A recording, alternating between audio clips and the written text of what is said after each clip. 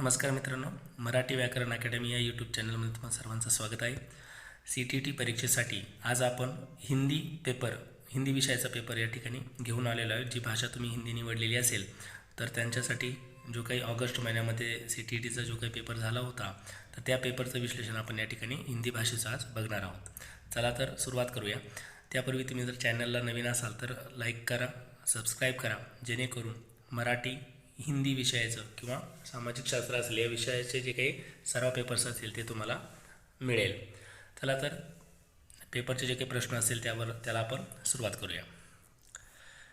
या ठिकाणी जर भाषा दुसरी हिंदी निवडलेली असेल तर तो पेपर आपण या ठिकाणी आज व्हिडिओसाठी घेतलेला आहे. तर पहिला प्रश्न आहे, निम्नलिखित में से कौन सा पठन पूर्व गतिविधि को समर्पित करता है. आता या ठिकाणी हिंदी पेपर असल्यामुळे आपण हिंदी भाषेचा आणि मराठी भाषेचा दोघांचा त्या ठिकाणी वापर करणार आहोत, जेणेकरून तुम्हाला जर हिंदी भाषा कळत नसेल तर त्याचं मराठीत देखील या ठिकाणी भाषांतर करून तो प्रश्न आपण बघणार आहोत. तर सुरुवातीला या ठिकाणी अध्यापनशास्त्राचे प्रश्न आलेले आहेत. कधीकधी सुरुवातीला या ठिकाणी गद्य उतारा असतो आणि त्यानंतर शेवटचे 15 प्रश्न हे अध्यापनशास्त्रावर अवलंबून असतात. परंतु या ठिकाणी सुरुवातीला 15 प्रश्न जे आहे ते आपण बघणार आहोत जे अध्यापनशास्त्रावर आधारित आहे, भाषाज्ञानावर नसून अध्यापनशास्त्रावर अवलंबून आहे. निम्नलिखित में से कौन सा पठन पूर्व गतिविधि को समर्थित करता है. तर या ठिकाणी पठनपूर्व म्हणजेच काय तर पूर्वज्ञान ज्याला आपण म्हणतो, की कोणताही घटक विद्यार्थ्यांना शिकवण्याच्या अगोदर आपण त्याला एक कसल्या प्रकारे तरी एक अंदाज, त्या विषयासंदर्भात एक अंदाज त्या ठिकाणी विद्यार्थ्याला लागत असतो आणि विद्यार्थी त्या पूर्वज्ञानाच्या आधारे आपण कोणता घटक शिकवणार हे त्याला कळत असतं. तर ऑप्शन बघूया. पहिला ऑप्शन है अनुमान लगाने से संबंधी कार्य का प्रयोग, शिक्षार्थी को कार्य का सारांशीकरण करने को कहना, व्याकरणिक संरचनाओं का शिक्षण, भावानुवाद संबंधी कार्यों का प्रयोग. तर इथे सुरुवातीला सांगितलेलं आहे की कोणता पठन पूर्व गतिविधी, त्याचं काही पूर्वज्ञान असेल तर ते लवकर त्याला समजण्यासाठी कोणता उपयोग आहे. तर या ठिकाणी आहे योग्य उत्तर आहे पर्याय क्रमांक 1, अनुमान लगाने से संबंधित कार्य का प्रयोग. हे ऑप्शन या ठिकाणी योग्य आहे. पुढचा प्रश्न बघूया.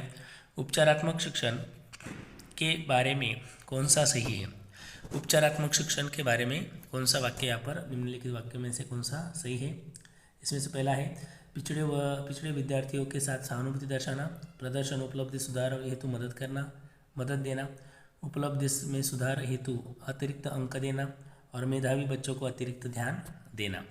आता पिछड़े विद्यार्थी म्हणजेच काय तर ज्यांचं त्या ठिकाणी जी काही आकलन क्षमता असेल ती कमी असेल किंवा ते मागे असतील, प्रगती त्यांची जी काही ती मागे असेल तर त्यांना त्यांच्यासोबत सहानुभूती दर्शवून आपण त्या ठिकाणी त्याला उपचारात्मक शिक्षण म्हणता येईल का, किंवा मग प्रदर्शन उपलब्धी सुधार हेतू मदत देना यावर त्याला उपचारात्मक शिक्षण म्हणता येईल का. उपचारात्मक शिक्षण म्हणजे काय, एखादी गोष्टीचं निदान होणे, जो समजा एखाद्या विषयामध्ये मागे आहे तर त्याला पुढे कसं त्या ठिकाणी आपण आणू याबाबत त्यावर कोणती प्रक्रिया त्या ठिकाणी करून किंवा कोणती पद्धत वापरून आपण त्याला पुढे आणू शकतो, यासाठी कोणतं ऑप्शन त्या ठिकाणी योग्य असणार आहे.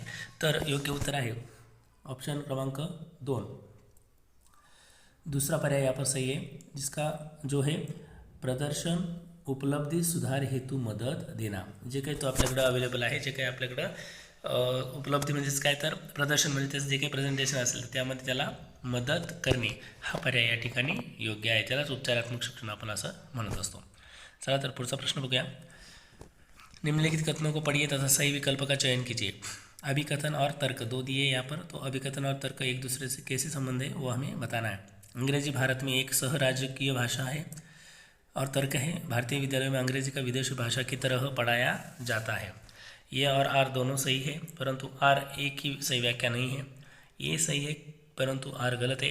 ये गलत है परंतु आर सही है. ये और आर दोनों सही है तथा आर एक ही सही व्याख्या करता है. तो यहाँ पर अभी जो अभिकथन है मतलब उसका जो कारण है वो हमें ढूंढना है कि दोनों में किस तरह से एक दूसरे से संबंधित है. तो उसका सही आंसर है, फिर से देखेंगे क्वेश्चन, अंग्रेज़ी भारत में एक सह राजकीय भाषा है, सही है, लेकिन भारतीय विद्यालयों में अंग्रेज़ी भाषा को विदेशी भाषा की तरह पढ़ाया जाता है. तो यहाँ पर ये दूसरा गलत है. तो यहाँ पर पहला ये सही है और आर गलत है, ये दर्शाने वाला कौन सा ऑप्शन है वहाँ पर, तो ऑप्शन है दूसरा. ये सही है परंतु आर गलत है। तो ऑप्शन नंबर 2 यहाँ पर सही है। अगला प्रश्न है, निम्नलिखित में से कौन सी भाषा की विशेषता नहीं है? भाषा स्थिर है, भाषा सांकेतिक है, भाषा सामाजिक है एवं भाषा व्यवस्थित है। तो यहाँ पर सही आंसर है कि भाषा स्थिर है, ये विशेषता नहीं है। बाकी सांकेतिक ये उसकी विशेषता है, सामाजिक ये भी विशेषता है और व्यवस्थित ये भी उसकी विशेषता है, लेकिन भाषा स्थिर नहीं है, ये उसकी विशेषता नहीं है। निगेटिव क्वेश्चन प्रश्न यहाँ पर पूछा गया है। अगला प्रश्न देखेंगे, फिर से अभिकथन और तर्क है। पहले के ज्ञान के प्रत्यास्मरण के लिए विद्यार्थियों को संकेत देना महत्वपूर्ण है। यह अभिकथन है और तर्क है। पहले के ज्ञान के प्रत्यास्मरण से विद्यार्थियों को जानी गई भाषा से नई भाषा में संबंधता प्रस्थापित करने में मदद मिलती है।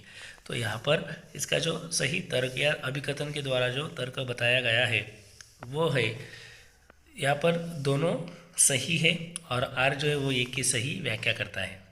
आता या ठिकाणी आपण समजून घेऊ की पहले के ज्ञान म्हणजेच काय तर पूर्वज्ञान प्रत्यास्मरण के लिए विद्यार्थियों को संकेत देणं महत्त्वपूर्ण। जसं आपण पाठाची जेव्हा सुरुवात करतो शिकवण्यासाठी तर त्या ठिकाणी पूर्वज्ञानाला त्या ठिकाणी महत्त्व देत असतो। तेच पूर्वज्ञान महत्त्वाचं आहे का हे विचारता आहे आणि त्याला तर्क काय जोडलेला आहे तर पहले के ज्ञान के प्रत्यास्मरण से विद्यार्थियों को जानी गई भाषा से नई भाषा में संबंधता स्थापित करने में मदद मिलती है।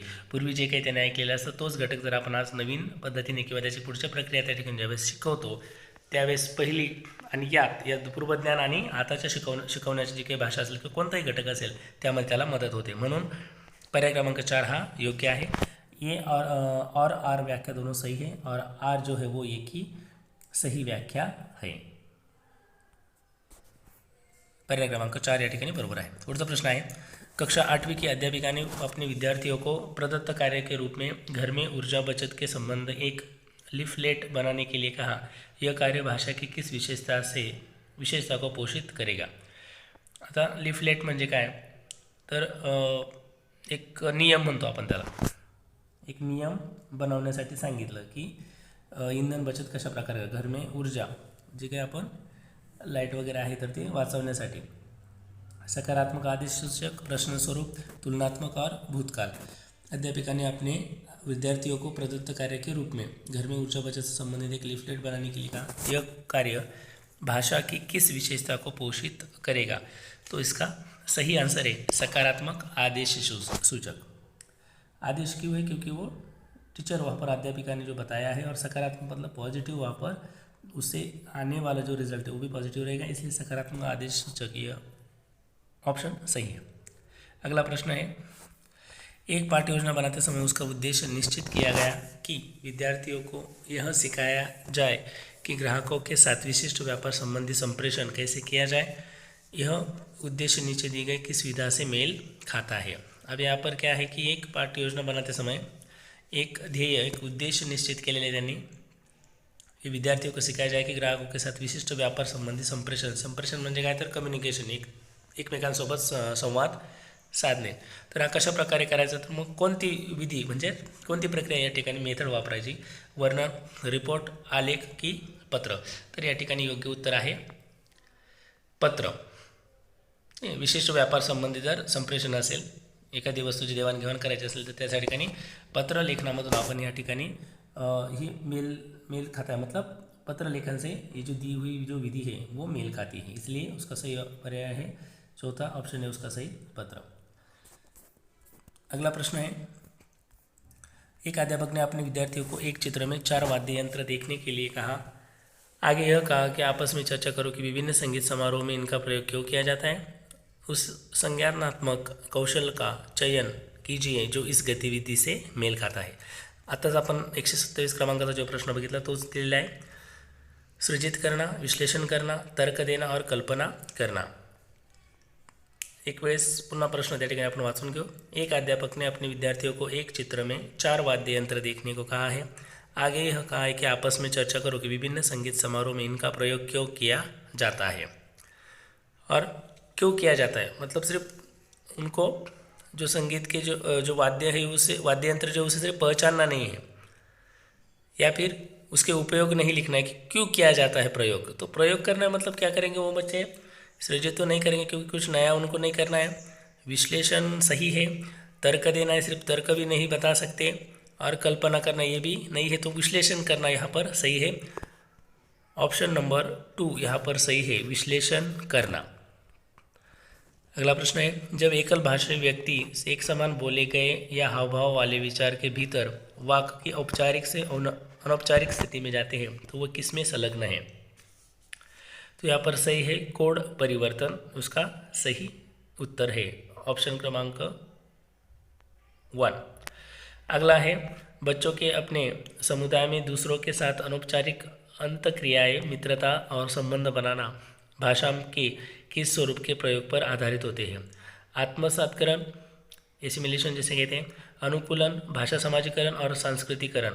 तो यहाँ पर इसका सही है भाषा समाजीकरण। जब हम समाज में रहते हैं, जब एक दूसरे से संवाद करते हैं, एक दूसरे से परिचय करवाते हैं, तब जो अंतरक्रिया जो एक दूसरे के बीच में होती है, दूसरे समुदाय से बच्चा मिलता है, एक दूसरे की बातें होती हैं, तो उसे भाषा समाजीकरण उसे कहते हैं। आगे है, शब्दावली के प्रयोग के संबंध में व्याकरण शिक्षार्थियों को क्या करने की दृष्टि प्रदान करता है? शब्दावली के प्रयोग और संबंध में व्याकरण, सुनी गई बातों को मौखिक रूप से कह पाना, शब्दकोशीय बिंदु को